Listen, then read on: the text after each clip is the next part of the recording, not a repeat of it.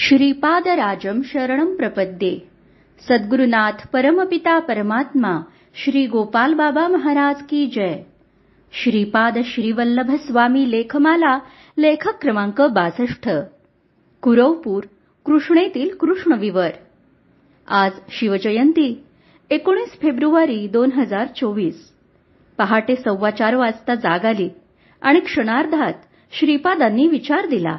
कुरवपूर हे कृष्णविवर आहे आणि त्या संदर्भातील चरितामृतातील एक एक प्रसंग व स्वतःच्या अनुभूती समोर यायला लागल्या. आपली अनादी सनातन संस्कृतीने गिरवाण भाषेत म्हणजे देवांच्या निर्मात्याच्या भाषेत म्हणजे संस्कृत भाषेत सृष्टीतील एका विशिष्ट अस्तित्वाचे नामकरण केले कृष्णविवर, ज्याचे अस्तित्व लांबी, रुंदी आणि उंचीमध्ये दाखवता येत नाही, मोजता येत नाही, पण आहे. कृष्ण म्हणजे आकर्षून घेणारे, नुसतेच आकृष्ट करणारे नाही तर खेचून घेणारे आणि कर्षण करणारे. मोठे मोठे क्रशर असतात, त्यात दगड टाकले तर बारीक खडी बाहेर पडते, पण कृष्णविवर असे असते की त्यात काही आकर्षिले गेले तर गायब होते, बाहेर काहीच पडत नाही. मग असं कसं? सायन्सचं mass cannot be created or destroyed हा पाश्चात्य सिद्धांत आमच्या सनातन संस्कृतीमध्ये कसा मोडीत निघतो? कृष्णविवरात आकर्षिले गेलेल्याचे भूमी आणि जल हे दोन तत्व वायू, आकाश आणि तेज या तत्वात कन्व्हर्ट होतात आणि हे बदललेले स्वरूप पाहायला एक वेगळी नजर लागते, जी सद्गुरू शिष्याला देतो. कृष्णविवर ही अद्भुत, अनाकलनीय, प्रचलित सायन्सच्या क्षेत्रात न बसणाऱ्या चुंबकीय शक्तीचे क्षेत्र आहे. पुराच्या पाण्यातील भोवरा हे त्यात काही आलं तरी पाण्याच्या तळाशी घेऊन जाते. हवेत निर्माण झालेली वावटळ तिच्यात जे काही येईल ते आकाशाकडे घेऊन जाते. यात जल आणि वायू ही दोन तत्व आली, पण ते वस्तू गायब नाही करू शकत. पण कृष्णविवर ही न दिसणारी अशी व्यवस्था आहे की जी पृथ्वी तत्व आणि जल तत्व गायब करून टाकते. जग पाश्चात्य शास्त्रज्ञांना खूप हुशार समजते, पण हे हुशार शास्त्रज्ञ कृष्णविवराला त्यांच्या भाषेत काय नाव द्यावे म्हणून चक्रावून गेले आणि नाव दिले ब्लॅक होल, जे अजिबात समर्पक नाही. कारण या शास्त्रज्ञांची प्रज्ञा विकसित नाही, जी आपल्या ऋषीमुनींची आहे. होती म्हणत नाही, कारण बरेचसे ऋषीमुनी चिरंजीव आहेत. असो, आता कुरवपूर हे कृष्णविवर कसे आहे याच्याकडे वळूया. कुरवपूरकडे निघालेले शंकर भट्ट व माधव नंबूद्री पळणी क्षेत्रात पळणीस्वामींच्या आश्रमात पोहोचतात. त्यावेळी देहसमाधी अवस्थेत 10 दिवस ठेवून पळणीस्वामी सूक्ष्म शरीराने कुरवपूरला श्रीपादांच्या आज्ञेनुसार येतात. तेव्हा माधव सर्पदंशाने दगावतो. तो पूर्वपुण्याने सूक्ष्म शरीराने कुरवपूरला जातो. श्रीपाद श्रीवल्लभ त्याला द्वीपाच्या मध्यभागी जाण्याची आज्ञा करतात. त्यानुसार माधव त्या मध्यभागातील खोल विवरात उतरतो. तो पाताळ लोक दिसतो. तिथे शेषशायी श्रीपादांचे दर्शन होते. तेथे नागलोकातील कालनाग सेवेत असतात. हेच ते कृष्णविवर. येथून माधव पिठापुरातील पाताळात जातो आणि तेथे कालनागांनाही भेटून येतो. ही कृष्णविवरातील घटना. श्रीपाद श्रीवल्लभ जेथे पाण्यात गुप्त झाले ते परमपवित्र स्थान म्हणजे कुरवपूर. गुप्त झाले तेच कृष्णविवर. कौरव पांडवांच्या मूळ पुरुष कुरुराजाला जेथे ज्ञानोपदेश झाला तेच कुरवपूर. कुरुक्षेत्रातून कुरुराजा सूक्ष्म रूपात कृष्णविवर स्वरूपातील कुरवपूरमध्ये श्रीपादांचा उपदेश घेण्यासाठी आला. पळणीस्वामी सूक्ष्म शरीराने श्रीपादांसमवेत असताना कृष्णा नदीत स्नान करून श्रीपादांनी आत्मशक्तीने योगाग्नी प्रज्वलित केला. त्यातून श्रीपादांची सहोदरी श्री वासवी कन्यका परमेश्वरी कन्यकांबा माता अवतरल्या. नंतर काही वेळाने मातेचे जननी जनक कौसुंबी व कुसुम श्रेष्ठी हे दिव्य दाम्पत्य अवतरले. मातेचे यजमान नगरेश्वर स्वामी अवतरले. विरूपाक्ष अवतरला व महाप्रसादाची महालक्षणात निर्मिती झाली. हेच ते कृष्णविवर. यावेळी श्रीपाद सांगतात, माझे अनंत सागर मी आता तरंग रूपात उठवून निश्चल स्थितीत राहू इच्छितो, म्हणजे कृष्ण विवरात राहू इच्छितो. यावर वासवी माता सांगतात की कल्लोळ तरंग रूपात निर्विकारात काही व्यत्यय नसताना तुम्ही गुप्त होण्यासारखी परिस्थिती नाही. तुम्ही अजून काही काळ श्रीपाद श्रीवल्लभ रूप धारण करून असावे. हे कल्लोळ म्हणजे कृष्णविवर.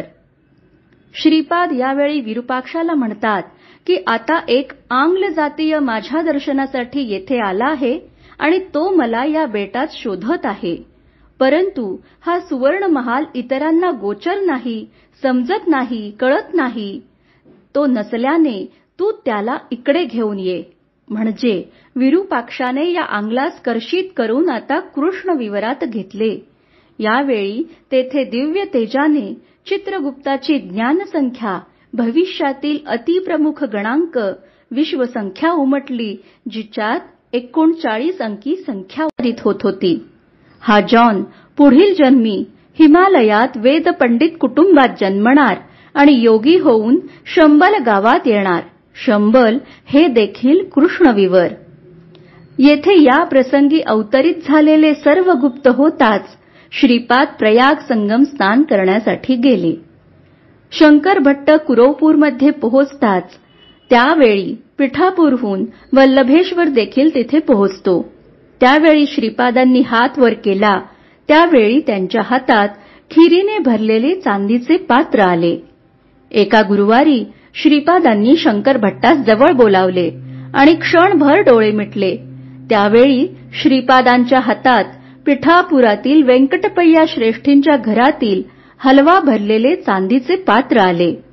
कुरवपूर अरुणाचल पर्वतासारखे आहे. शंकर भट्ट व धर्मगुप्त श्रीपादांच्या आज्ञेनुसार पंचदेव पहाडमध्ये गवताचे घर बांधण्यासाठी जातात. तेथील विरूपाक्ष नावाचा शेतकरी, जो कन्यकांबेचा भाऊ, या दोघांना बांधून ठेवतो. तेथे मैलार जातीचे लोक येतात. ते कन्यकांबेचे सैनिक असतात. सकाळी या दोघांना जाग येते तेव्हा तिथे कसं काहीच नसतं. अध्याय 27. शंकर भट्टास कृष्णविवराची ही अनुभूती आहे. दुसऱ्या दिवशी श्रीपाद या ठिकाणी येतात तेव्हा त्यांच्या शरीरातून झळझळते तेज बाहेर पडत असते, जे चारही दिशांना पसरते. त्यावेळी त्यांचे शरीर प्राकृतिक नव्हते. त्यांची सावली जमिनीवर पडत नव्हती. तेजोमय रूपाने श्रीपाद सूर्यात विलीन झाले. अध्याय 28. सूर्यबिंबात एका तेजोमय शिशूचे दर्शन. ते बाळ खाली येताच जमीन अदृश्य झाली. श्रीपाद 16 वर्षांचे तर ती बालिका 3 वर्षांची. ही शंकर भट्टास कृष्णविवराची दुसरी अनुभूती. अध्याय 28. श्रीपादांनी पुन्हा तेजरूप धारण केले व ते श्री पद्मावती व्यंकटेश्वर रूपात प्रकट झाले. सर्व दासदासी, विरूपाक्ष, कन्यकांबा, यजमान नगरेश्वर स्वामी, वैश्यमुनी, 102 वैश्य दंपती, बृहच्छिला नगरीतील राजवाडा, सुमती माता, अप्पलराज, व्यंकटप्पय्या दाम्पत्य तेजोरूपात विमानाने आले. अभिषेकासह कन्यकांबेचा वाढदिवस साजरा केला जातो. अध्याय 28. पंचदेव पहाड येथे रमणी आणि नरसिंहराव यांचे लग्न श्रीपादांनी लावून दिले. त्यावेळी श्रीपाद फक्त 12 वर्षांचे होते आणि पिठापुरात होते. लग्न लावून देण्यासाठी श्रीपाद लीला शरीराने पिठापुराहून पंचदेव पहाड जवळ आले होते. अध्याय 33. शंकर भट्ट श्रीपादांच्या आप्तांसह 18 बैलगाड्यांमधून कुरवपूरसाठी सूर्योदयाला निघतात. तेव्हा हा सर्व ताफा आकाशात उचलला जाऊन दुपारी पंचदेव पहाड येथे पोहोचतात. यावेळी कुरवपूरमध्ये श्रीपादांची आई वासवी अशी हाक मारताच श्रीपादांसारखी दिसणारी बालिका तेथे आली आणि तिने श्रीपादांनी सुमती मातेला स्तनपानाचे सुख दिले. रात्रीच्या वेळी विविध देवता विमानाने कुरवपूरला येत आणि महागुरु श्रीपादांची सेवा करीत व आशीर्वाद घेऊन परत जात. कधी कधी हिमालयातील काही योगी येत असत. अध्याय 48. कुरवपूर हे विशेष महिमान्वित क्षेत्र आहे. याचा मोठा महिमा आहे.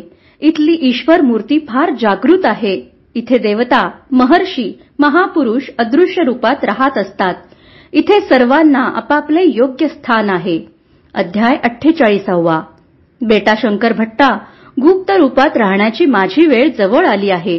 मी कृष्णा नदीत अंतर्धान पावणार या कुरवपुरात मी गुप्त रूपाने फिरणार आहे. अध्याय 52.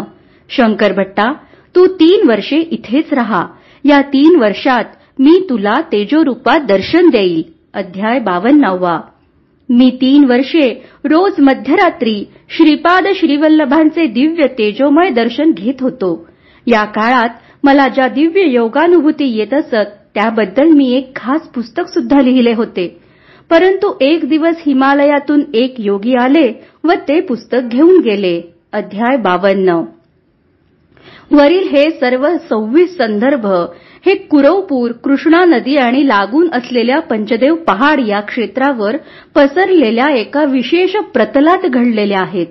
जसं एखाद्या विमानतळाच्या भोवती शहर, लोकवस्ती आहे, पण या लोकवस्तीला विमानतळावर काय हालचाली चालल्यात हे समजत नाही, तशीच परिस्थिती कुरवपूरमध्ये आहे. आपण एखाद्याला विमानतळावर रिसीव्ह करायला जातो तेव्हा तो गेटमधून बाहेर आल्यावरच आपल्याला तो आल्याचं दिसतं, पण तो ज्या विमानाने आला ते विमान दिसत नाही. आकाशातून येऊन लँडिंग होताना दिसत नाही, तसाच हा विषय आहे. आता कृष्णेतील नरसोबाच्या वाडीकडे येऊयात, जिथं सिद्ध गुहा नावाचा कृष्णविवर आहे. श्रीपाद श्रीवल्लभांनी पिठापूर सोडल्यानंतर ते काशी, बद्रीक्षेत्र, नेपाळ असं करून गोकर्ण महाबळेश्वर येथे आले. हे साल होते 1336. येथे 3 वर्षे बाल श्रीरामचंद्र योगेश्वरांसमवेत श्रीपाद राहिले व 1339 साली योगेश्वरांना घेऊन वाडीत आले. त्यावेळी ते पंचगंगा संगमावरील एक दाट जंगल होते. येथील कृष्णेच्या पात्रातील सिद्ध गुहेत योगेश्वरांना समाधीस्थ बसवून श्रीपाद कुरवपूरला अवतार समाप्ती प्रयोजनासाठी गेले. जाताना पुढील अवतारात परत दर्शन द्यायला येतो असं वचन देऊन गेले. तद्वत 1422 साली श्रीपाद हे श्री गुरु नरसिंह सरस्वती स्वामी महाराज अवतारात वाडीत 12 वर्षांसाठी आले. तोपर्यंत इथे लोकवस्ती म्हणजे वाडी नव्हती, फक्त श्रीपादांच्या मनोहर पादुकांची शिळा होती. श्री गुरु दररोज माध्यान्ह भिक्षा माधुकरीसाठी कृष्णेच्या काठावर येत तेव्हा कृष्णेचे पात्र दुभंगून श्री गुरु आतमध्ये जाऊन 64 योगिनींकडून पूजा, भिक्षा स्वीकारत. जलशून्यता हे कृष्णविवराचे लक्षण आहे. मागील शतकात वाडीत गोपालस्वामी नावाचे ब्रह्मचारी तपश्चर्येसाठी आले. ते पहाटे कृष्णेत स्नानासाठी उतरत. एकदा ते आत खेचले गेले आणि एका आठवड्याने बाहेर आले ते संन्यासी वेशात, कारण त्यांना त्या गुप्त झालेल्या दिवसात स्वतः श्री गुरूंनी संन्यास दीक्षा दिली होती. वाडीतील लोकांना वाटले होते की ते वाहून गेले. श्री विवेकबुवा गोखले यांनी यांच्यावर प्रवचन मालिका केलेली आहे. तसेच 1336 साली वाडीत वरील हे सर्व 26 संदर्भ हे कुरवपूर, कृष्णा नदी आणि लागून असलेल्या पंचदेव पहाड या क्षेत्रावर पसरलेल्या एका विशेष प्रतलात घडलेले आहेत. जसं एखाद्या विमानतळाच्या भोवती शहर, लोकवस्ती आहे, पण या लोकवस्तीला विमानतळावर काय हालचाली चालल्यात हे समजत नाही, तशीच परिस्थिती कुरवपूरमध्ये आहे. आपण एखाद्याला विमानतळावर रिसीव्ह करायला जातो तेव्हा तो गेटमधून बाहेर आल्यावरच आपल्याला तो आल्याचं दिसतं, पण तो ज्या विमानाने आला ते विमान दिसत नाही. आकाशातून येऊन लँडिंग होताना दिसत नाही, तसाच हा विषय आहे. आता कृष्णेतील नरसोबाच्या वाडीकडे येऊयात, जिथं सिद्ध गुहा नावाचा कृष्णविवर आहे. श्रीपाद श्रीवल्लभांनी पिठापूर सोडल्यानंतर ते काशी, बद्रीक्षेत्र, नेपाळ असं करून गोकर्ण महाबळेश्वर येथे आले. हे साल होते 1336. येथे 3 वर्षे बाल श्रीरामचंद्र योगेश्वरांसमवेत श्रीपाद राहिले व 1339 साली योगेश्वरांना घेऊन वाडीत आले. त्यावेळी ते पंचगंगा संगमावरील एक दाट जंगल होते. येथील कृष्णेच्या पात्रातील सिद्ध गुहेत योगेश्वरांना समाधीस्थ बसवून श्रीपाद कुरवपूरला अवतार समाप्ती प्रयोजनासाठी गेले. जाताना पुढील अवतारात परत दर्शन द्यायला येतो असं वचन देऊन गेले. तद्वत 1422 साली श्रीपाद हे श्री गुरु नरसिंह सरस्वती स्वामी महाराज अवतारात वाडीत 12 वर्षांसाठी आले. तोपर्यंत इथे लोकवस्ती म्हणजे वाडी नव्हती. फक्त श्रीपादांच्या मनोहर पादुकांची शिडा होती. श्री गुरु दररोज माध्यान्हभिक्षा माधुकरीसाठी कृष्णेच्या काठावर येत तेव्हा कृष्णेचे पात्र दुभंगून श्री गुरु आतमध्ये जाऊन 64 योगिनींकडून पूजा भिक्षा स्वीकारत. जलशून्यता हे कृष्ण विवराचे लक्षण आहे. मागील शतकात वाडीत गोपालस्वामी नावाचे ब्रह्मचारी तपश्चर्येसाठी आले. ते पहाटे कृष्णेत स्नानासाठी उतरत. एकदा ते आत खेचले गेले आणि एका आठवड्याने बाहेर आले ते संन्यासी वेशात. कारण त्यांना त्या गुप्त झालेल्या दिवसात स्वतः श्री गुरूंनी संन्यास दीक्षा दिली होती. वाडीतील लोकांना वाटले होते की ते वाहून गेले. श्री विवेकबुवा गोखले यांनी यांच्यावर प्रवचन मालिका केलेली आहे. तसेच 1336 साली वाडीत श्रीपादांसमवेत आलेले श्रीरामचंद्र योगेश्वर आजही वाडीत बसून सर्व दत्तक्षेत्रांची मॅनेजमेंट पाहत आहेत. श्रीपाद श्रीवल्लभ हे गुरुद्वादशीला 1350 साली कृष्णेत म्हणजे कृष्ण विवरात तेजोमय रूपांतरित झाले आणि याच गुरुद्वादशी तिथीवर 1434 साली श्री गुरु नरसिंह सरस्वती स्वामी महाराज वाडीतून गुप्त झाले आणि गाणगापुरात भीमा अमरजा संगमावर प्रकट झाले.